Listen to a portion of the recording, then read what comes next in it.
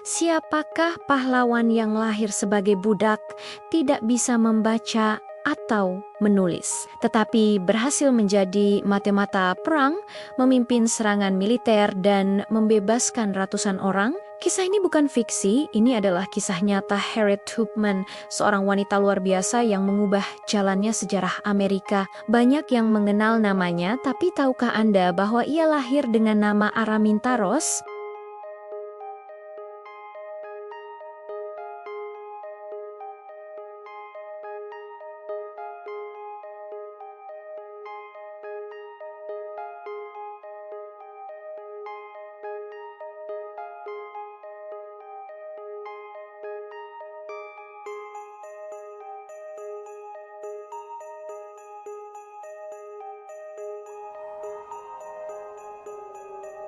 Kondisi ini membuatnya bisa tertidur tiba-tiba tanpa peringatan. Namun, dari tragedi ini muncul sesuatu yang luar biasa. Akibat cedera otaknya, Harriet sering mengalami penglihatan dan mimpi yang ia yakini sebagai pesan ilahi dari Tuhan.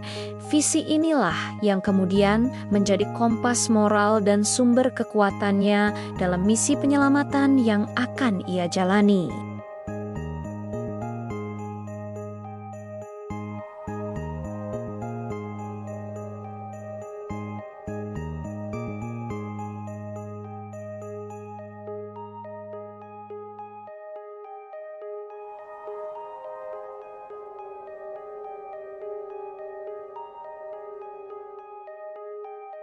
Ia melarikan diri sendirian dengan hanya mengandalkan bintang utara sebagai penunjuk arah.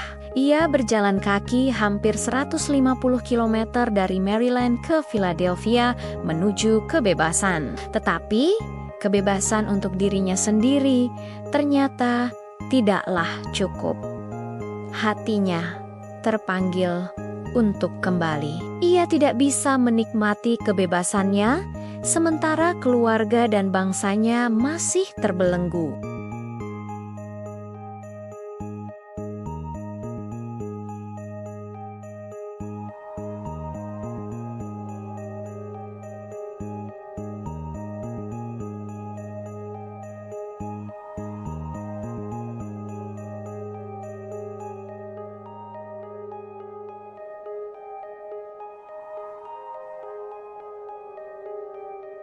Harriet melakukan belasan kali perjalanan bolak-balik ke wilayah selatan yang berbahaya.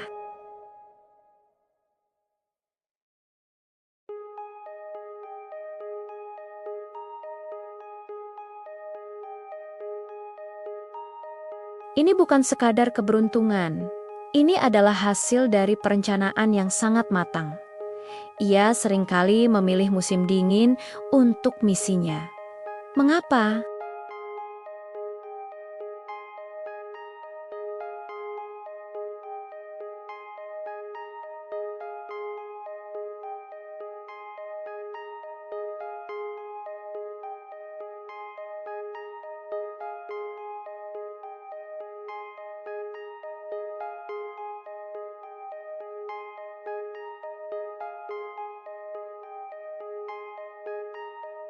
Tetapi fungsi keduanya sangatlah penting. Pistol itu juga ia gunakan untuk mengancam anggota rombongan yang mungkin panik atau ingin menyerah di tengah jalan. Ia tahu bahwa satu orang yang menyerah bisa membahayakan seluruh misi dan membocorkan lokasi rahasia mereka. Tidak ada ruang untuk kesalahan. Di antara misinya yang paling berisiko adalah ketika ia kembali untuk menyelamatkan orang tuanya yang sudah lanjut usia, sebuah bukti cinta dan baktinya yang tak terbatas. Ketika Perang Saudara Amerika pecah, perjuangan Harriet memasuki babak baru. Ia tidak hanya duduk diam. Pengetahuannya yang mendalam tentang geografi dan jaringan di selatan membuatnya menjadi aset yang tak ternilai bagi tentara Uni, yaitu pihak utara.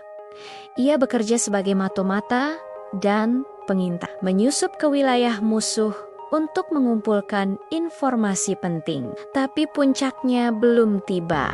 Harriet Tubman mencatatkan sejarah sebagai wanita pertama di Amerika yang memimpin sebuah serangan militer bersenjata. Dalam serangan Sungai Kembahi, ia memandu kapal-kapal tentara Uni menyusuri sungai yang penuh ranjau. Dan dalam satu malam yang luar biasa, serangan itu berhasil membebaskan lebih dari 700 budak. Selain menjadi prajurit dan mata-mata, ia juga seorang perawat yang handal, menggunakan pengetahuan obat-obatan herbal tradisional untuk merawat tentara yang terluka di medan perang. Setelah perang berakhir dan perbudakan dihapuskan, perjuangan Harriet tidak berhenti. Ia mengalihkan energinya untuk memperjuangkan hak suara perempuan, bekerja sama dengan tokoh sufragis terkenal seperti Susan B.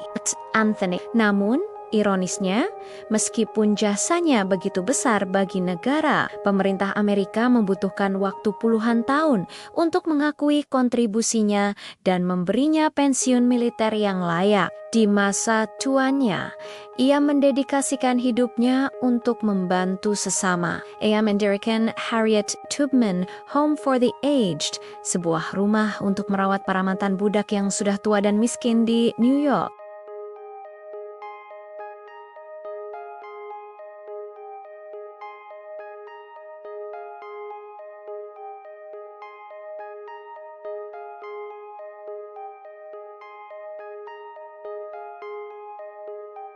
Sebagai gantinya, ia menggigit sebatang kayu untuk menahan rasa sakit, sebuah tindakan yang mengingatkannya pada para tentara yang ia rawat di medan perang.